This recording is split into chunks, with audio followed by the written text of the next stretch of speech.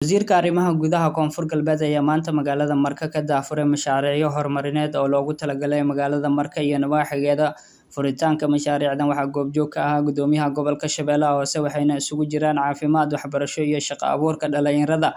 Agaasimaha dhalinyarada iyo ciyaaraha Koonfur Galbeed Soomaaliya ayaa ugu horreyn goobta ka hadlay. Ujeedada laga leeyahay guud ahaan waxaa waaye in la yareeyo caqabadaha soo noqday ee dadka deegaanada kala duwan ay degan yihiin. Mashruucan guud ahaan Marka ayaa laga fulin doonaa waxaan qayb ka deegaanada Shalambood iyo Buufo dadka labada deegaan si ay isku dhaxgali lahaayeen isku noolaan lahaayeen fursadaha iyo resource la haystaan ay wadaagi lahaayeen oo dad xasiloon oo si nabada ku wada noolaado caqabadihii iyo dhibaatooyinka soo noqdaan halkaas ay ku dhamaadaan dad isjecel oo walaalaha noqdaan ayaa ugu weyn mashruuca qaybka. Marka waxaan rajeynayaa inaad ka faa'iideystaan dhigtana u taagtaan inta laga gaaray hawlahaas iyo gudgalistoona xasiloonida isdhaxgalka iyo wada noolaanshaha walaalnimadan aad xoojisaan. Gudoomiyaha Gobolka Shabeellaha Hoose ayaa sheegay in ay mar walba diyaar u yihiin horumarinta caasimadda gobolka. maadaama mashaariicda la keenayo ay yihiin mashaariic markii horeba codsigooda uu ka yimid shacabka markii la soo helana dawlad ahaan waxaa waajib nagu ah in haddana shacabkii loo sheego la yiraahdo wixii shalay aad naga codsateen oo ay ka mid ahaayeen iskuulaadkii dhalinyarada in fursado loo sameeyo haweenka in tababaro la siiyo odayaasha in ayagana sidaas la mid ah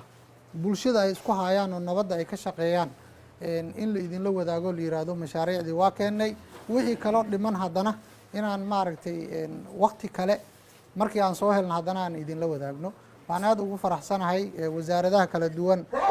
waxbarashada iyo dhalinyarada iyo ciyaaraha iyo wasiirka arrimaha gudaha iyo madaxtooyada si guud ahaan Koonfur Galbeed anagoo isku duuban maamul gobol degmo iyo wasaaradihii oo dhan iyo xafiiska madaxweynahaba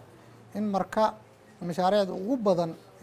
laga fuliyay degmo Koonfur Galbeed ka mid ah inay ayada heshay welina annaga aan diyaar u nahay in mashaariicda la sii laba jibaaro la sii wado. waxaan rabaa bulsho ahaan inaan idinka codsano in midnimadiina aad ilaashataan wadajirkiina aad ilaashataan degmadan waxaan u rabnaa horumarkan ka weyn insha Allahu tacaala inay gaarto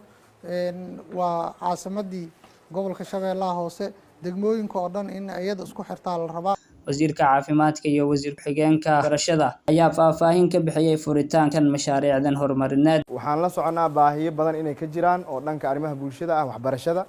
baahida lama dabooli karo laakiin ugu yaraan wixii dawladdu ay qaban karta ayaan qabanaynaa annagoo la shaqeynayna bulshada qeybaheeda kala duwan sida uu gudoomiyaha sheegay waxaan idin dhagax dhigaynaa iskuulo kala duwan waxaa maaragtay dayactir idinku sameynayaa iskuulo kala duwan oo maaragtay deegaanka loogu talagalay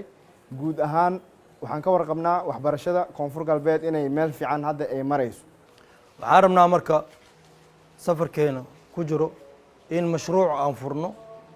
mashruucaas la yiraahdo Marwo Caafimaad. mashruucaas magaciisa ka kasaysiin Marwo Caafimaad Allah haweenka uu qaas u yahay maamooyinka kaliya uu qaas u yahay wasaaradda caafimaadka mashruucaas hadda waxay ka fulisay 5 degmo labo Shabeellaha Hoose oo Baraaw iyo Marka Baraaw iyo Afgooye degmada Baydhabo Waajid iyo Xudur isla bishaan waxaan rabnaa inaan ka fulino degmada Marka degmada Walaweyn iyo degmada Cilbird. Wasiirka Arrimaha Gudaha Koonfur Galbeed Soomaaliya Cabdullaahi Xaaji Xasan ayaa si rasmi ah u daafuray mashaariicdan. Marka ogtiin inay magaalo focus ka saaran Soomaaliya oo idla focus ku saaran caalamkana focus ka saaran barnaamij ahaan ku fayl ka badan hasiin wada laakiin may kirinta isku duubnaantin iyo isin weelan hadii isii mashaltabtaan insha Allah waxaan soo arkaynaa IDB-yada meelahan muxuu ahaa degan waa soo booqan doonaan iyo wasiirka sidoo uu sheegay waxaan ka midnahay guddiga loo sameeyay gurmadka abaaraha